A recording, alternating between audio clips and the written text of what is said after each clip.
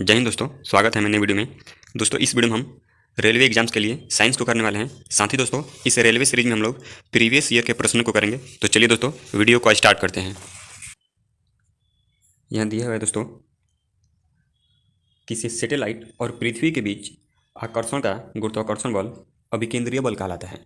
दोस्तों किसी सैटेलाइट और पृथ्वी के बीच का जो आकर्षण बल होता है वो अभिकेंद्रीय बल कहलाता है। अर्थात दोस्तों पृथ्वी के चारों जो सैटेलाइट होते हैं वो जो है पृथ्वी की ओर आने की कोशिश करते हैं। पृथ्वी जो है उन पर अपनी ओर बल लगाती है, इसे अभिकेंद्रीय बल कहा जाता है। आगे दिया है कि दूध वाला जो होता है वह दूध के अम्लीकरण को रोकने के लिए ताज़े दूध में थोड़ा सा बेकिंग सोडा मिलाता है। इसको ध्यान में रखिए दोस्तों, बेकिंग सोडा जिसको हम लोग खाने वाला सोडा भी कहते हैं, जिसका सूत्र NaHCO3 होता है। NaHCO3 होता है जिसे हम सोडियम बाई कार्बोनेट भी कहते हैं। दूध वाला दोस्तों दूध के अम्लीकरण को रोकने के लिए ताज़े दूध में थोड़ा सा बेकिंग सोडा मिलाता है। तो इसको भी ध्यान रखिएगा, साथ ही इसका फॉर्मूला भी ध्यान रखिएगा। आगे दिया है कि चालक तार को PVC द्वारा कोटिंग करके शॉर्ट सर्किट को रोका जा सकता है। चालक तार को दोस्तों PVC द्वारा कोटिंग करके शॉर्ट सर्किट को रोका जा सकता है। दोस्तों जो चालक तार होते हैं उनके चारों तरफ PVC की जो है परत चढ़ी रहती है, इसके द्वारा हम लोग दोस्तों शॉर्ट सर्किट को रोक सकते हैं। आगे दिया है कि 4 कार्बन परमाणुओं वाले हाइड्रोकार्बन के साथ जुड़ने वाला उपसर्ग ब्यूट होता है।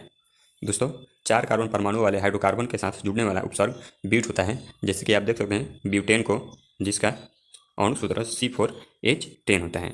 तो दोस्तों यहाँ पर 4 कार्बन है और ये एक प्रकार का हाइड्रोकार्बन है, तो इसका जो नाम है वो उपसर्ग ब्यूट से शुरू होता है और पूरा नाम ब्यूटेन होता है।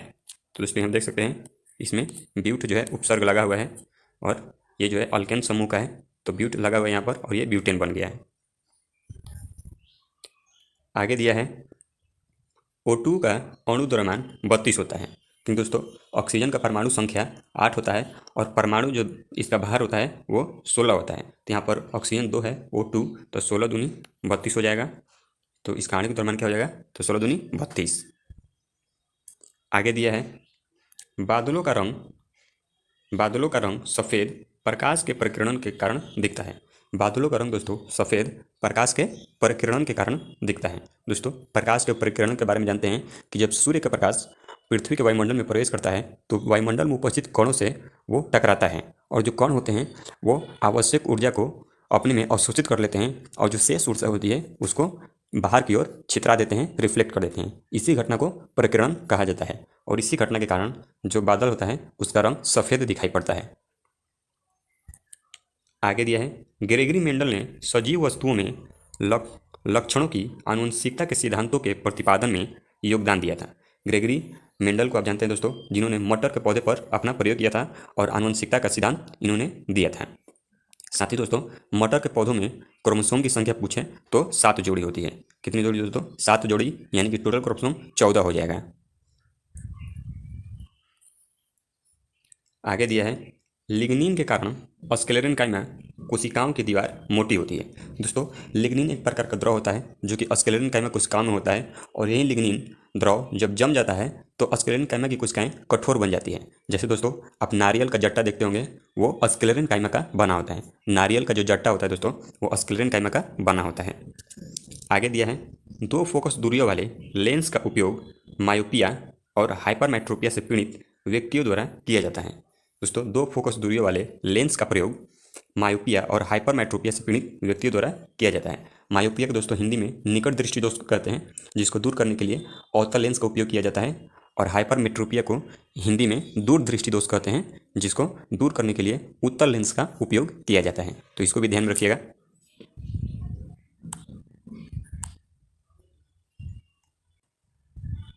आगे दिया है ऊर्जा की व्यावसायिक इकाई किलोवाट घंटा होता है। किलोवाट घंटा होता है KWH। ऊर्जा की जो व्यावसायिक इकाई होती है दोस्तों वो किलोवाट घंटा होती है। दोस्तों ये सारे प्रश्न जो हैं ये रेलवे एग्जाम्स में कहीं भी कोई ग्रुप डी में, कोई LP में, कोई टेक्नीशियन में, सारे एग्जाम्स में ये प्रश्न आ चुके हैं। तो दोस्तों ये सारे प्रश्न जो है प्रीवियस ईयर के प्रश्न हैं, तो इनका प्रैक्टिस हम लोग थोड़े समय में ज़्यादा करने का प्रयास करेंगे ताकि हमारा टाइम भी ज़्यादा कंज्यूम ना हो। आगे दिया है बीज पत्र पौधे के बीज एक खाद्य भंडार के रूप में कार्य करता है। बीजपत्र पौधे के बीच एक खाद या भंडार के रूप में कार्य करता है। आगे दिया है सिनेबार। सिनेबार दोस्तों पारा का अयस्क है। पारा का जो संकेत होता है दोस्तों Hg होता है, इसको भी ध्यान रखिएगा, और इसका परमाणु संख्या 80 होता है। इसको भी ध्यान रखिए दोस्तों। पारा जो है एकमात्र ऐसा धातु है जो कमरे के ताप पर द्रव अवस्था में पाया जाता है। साथ ही दोस्तों पारा को क्विक सिल्वर कहा जाता है। इसको भी ध्यान रखिएगा, पारा का दोस्तों क्विक सिल्वर भी कहा जाता है, क्योंकि दोस्तों पारा जो है द्रव रूप में होता है और ये सिल्वर के रंग का होता है। इसको भी ध्यान रखिएगा, पारा को क्विक सिल्वर क्यों कहा जाता है, क्योंकि पारा जो है द्रव रूप में होता है और ये सिल्वर के रंग का होता है। तो इसको भी ध्यान रखिएगा। और इसका परमाणु संख्या 80 होता है और इसका संकेत Hg होता है। साथ ही इसका जो लैटिन नाम होता है दोस्तों वो हाइड्राजीरम होता है। इसी की वजह से इसका संकेत जो है Hg होता है। तो लैटिन नाम को याद रखिएगा, इसका लैटिन नाम हाइड्राजीरम होता है। आगे दिया है दोस्तों कि लैंगिक प्रजनन के दौरान जब दो अलग अलग जनन कोशिकाएं संयोजित होती हैं तो वे युग्मनज का निर्माण करती हैं। दोस्तों लैंगिक प्रजनन के दौरान जब दो अलग अलग जनन कोशिकाएं संयोजित होती हैं तो वे युग्मनज का निर्माण करती हैं। जैसे दोस्तों मनुष्यों में लैंगिक प्रजनन होता है। दोस्तों मनुष्यों में लैंगिक प्रजनन होता है और पुरुष का जो शुक्राणु होता है वो मादा के अंडाणु से जब मिलता है, मादा के अंडाणु से मिलता है तो युग्मनज का निर्माण होता है। तो इसको भी ध्यान रखिएगा कि मनुष्यों में लैंगिक प्रजनन होता है। इसमें अलग अलग लिंग वाले व्यक्तियों की आवश्यकता होती है प्रजनन करने के लिए। आगे दिया है कि संक्षारण वह प्रक्रिया है जिसमें कोई धातु अपने आसपास उपस्थित नमी, एसिड यानी कि अम्ल इत्यादि द्वारा प्रभावित होती है। संक्षारण दोस्तों वो प्रक्रिया है जिसमें कोई भी धातु जो है अपने आसपास उपस्थित नमी और अम्ल के द्वारा क्या होती है तो प्रभावित होती है। आगे दिया है कि बल और विस्थापन का जो गुणनफल है वो कार्य कहलाता है। बल और विस्थापन का गुणनफल दोस्तों कार्य कहलाता है। इसका जो सूत्र होता है कि W बराबर FS cos थीटा। इसको भी ध्यान रखिएगा, W बराबर FS जो है cos थीटा होता है और जो थीटा होता है वो F और S के बीच एंगल होता है। ये थीटा दोस्तों F और S के बीच यानी कि F यानी फोर्स यानी कि बल और S यानी डिस्टेंस, ये S यानी डिस्टेंस को शो करता है दोस्तों, दूरी यानी कि विस्थापन। तो ये बल और विस्थापन के बीच के कोण को ये थीटा जो है सूचित करता है। साथ ही दोस्तों W जो है कार्य को सूचित करता है। तो इस तरह कार्य जो है ये बल और विस्थापन के गुणनफल के बराबर हो जाता है। आगे दिया है अणु शब्द को डेमोक्रिटस ने प्रतिपादित किया था। तो इसको भी ध्यान रखिए दोस्तों, अणु शब्द को डेमोक्रिटस ने प्रतिपादित किया था। और यदि पूछा जाए परमाणु शब्द को तो परमाणु शब्द जॉन डाल्टन ने दिया था। इसको भी ध्यान रखिएगा, जो परमाणु शब्द है वो जॉन डाल्टन ने दिया था। आगे है हाइड्रोजन तत्व मेंडलीव की आवर्त सारणी में एक निश्चित स्थान नहीं पा सका था। हाइड्रोजन दोस्तों तत्व जो है वो मेंडलीव की आवर्त सारणी में एक निश्चित स्थान नहीं पा सका था।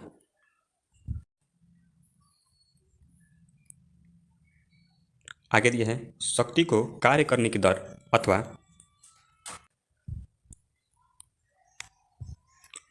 ऊर्जा स्थानांतरण की दर के रूप में व्याख्यायित किया जाता है।